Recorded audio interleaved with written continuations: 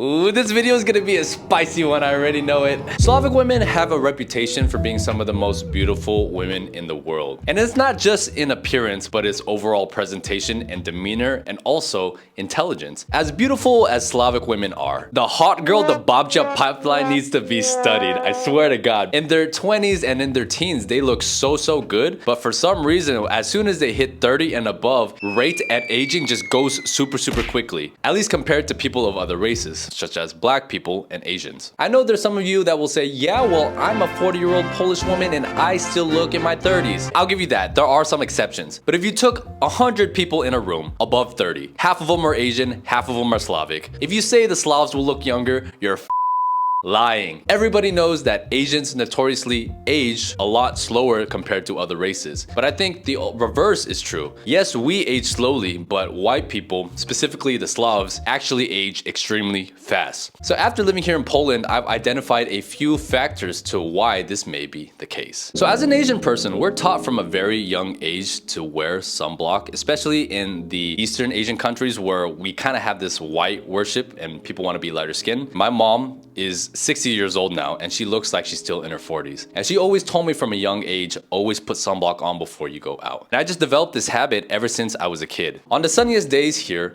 a lot of Slavic women like to go out into the sun and just tan under the sun with their bikinis, and that's all good, but I know a lot of times they don't really use sunblock. It's kind of a joke, right? But you see those old Asian ladies with the arm sleeves and the visors and the umbrella when they're walking outside, but it's to protect them from the sun. It serves a practical use because people of a lighter skin complexion are more affected by the sun. So that's why I think Slavic people should take some advice from the Asian people because we have similar skin tones. Europe seems to have this tanning culture that we don't really have in Asia. In Asia, we try to be as light as possible, but it's funny to me that white people try to be as tan as possible. That human nature, right? We try to be what we're not. Also keep in mind with the sunblock thing, it's actually an everyday thing. It's the worst during the summer because that's when you have the most sun, but you want to be applying sunscreen year round. That way you're always protected. When it comes to skincare, it can be quite overwhelming with the amount of options out there, especially if you don't know what you're doing. Knowing what creams to use where can be quite confusing. But I feel like you're never can reach your full potential until you really take care of your skin. Teach Hanley is an all-inclusive skincare system for men, and it's very accessible to people who know a lot about skincare and people who know nothing at all. Nothing at all. All you gotta do is go on their website and take their short quiz, which asks you questions about your skin, where do you live, and they recommend you a personalized program meant for your skin. It's easy, it's hassle-free, they all come together, it's not random or complicated. They even give you an instruction manual telling you everything you need to know about how to use the products. The face wash is excellent. I also really like the AM moisturizer because it comes already with 20 SPF.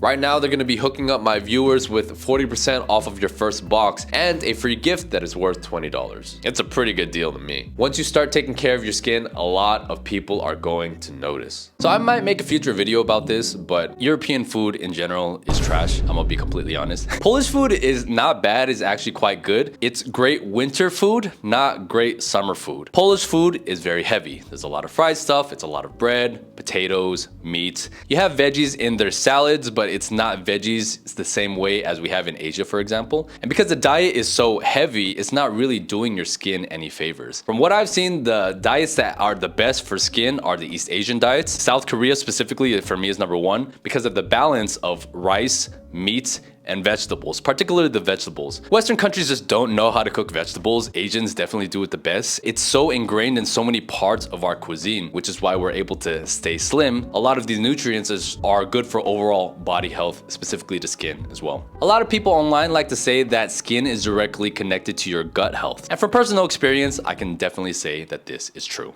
I think the biggest factor personally is the smoking and the drinking. If you just walk around here in Warsaw, it seems like everybody here smokes. And I'm not talking just about cigarettes, but everybody has one of those vapes or those like ISIS.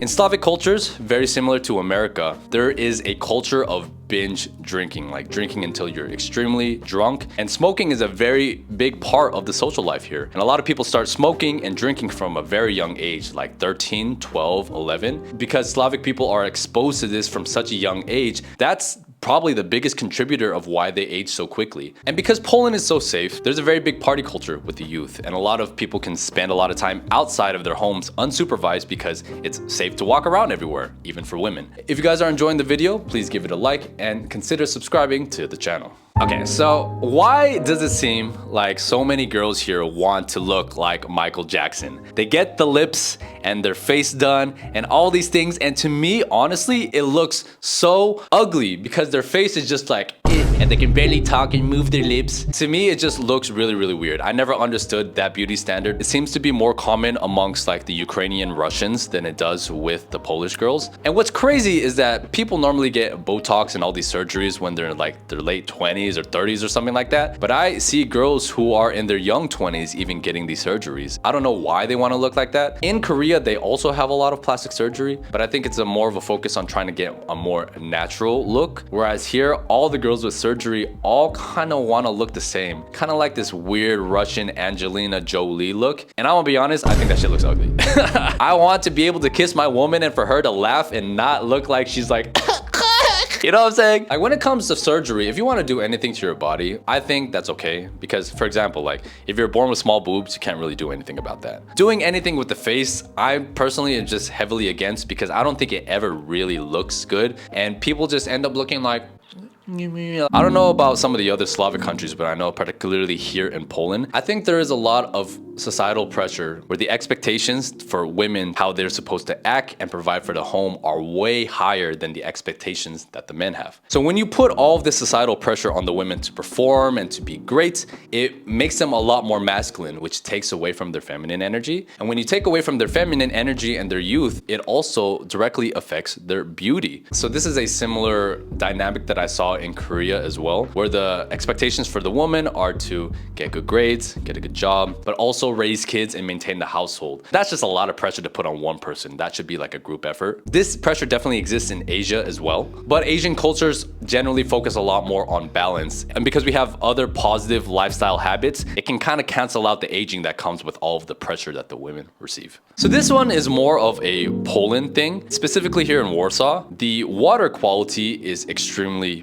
poor. It's very noticeable because if you go to some of the neighboring countries, even like Ukraine, the water in Ukraine is quite good. If you go to Austria, in Vienna, the water is fantastic. Here in Warsaw, the tap water is full of like calcium and minerals, and it's very, very hard, which is also quite damaging to the skin. Maybe a lot of locals are used to it, but a lot of my friends, especially the Asian ones, it's very hard for us to take showers with this water because we always have dandruff and dry skin and just a bunch of skin issues after the water. Maybe Polish people are used to it, but it doesn't mean that the water is good. If anything, that just means that they're used to bad water. People can't really drink from the tap. A lot of people here just drink bottled water. I've had skin issues all my life, and they're pretty bad here in Poland. But when I visited Japan and South Korea, all of my skin issues went away. And I think it was because of the water quality and the diet. So in this part of the world, the weather is very unpredictable. One day it can be very cold, and then the next day it's super, super hot, especially in the transition seasons like in spring or in fall. Because the weather is so unpredictable, your body is constantly trying to adapt to the new weather, which causes a lot of body imbalance. So if you look at my videos from when I first arrived to Warsaw, I have so many skin issues all over my face. I needed time to adjust to this new climate, new weather, new pace of life. Warsaw in particular is actually quite a windy city, and I think with all that wind also brushes a lot of your skin oils away. But the amount of sunlight that you get varies massively. So if you look at other countries around the world where the weather isn't as dynamic, Spain, Italy,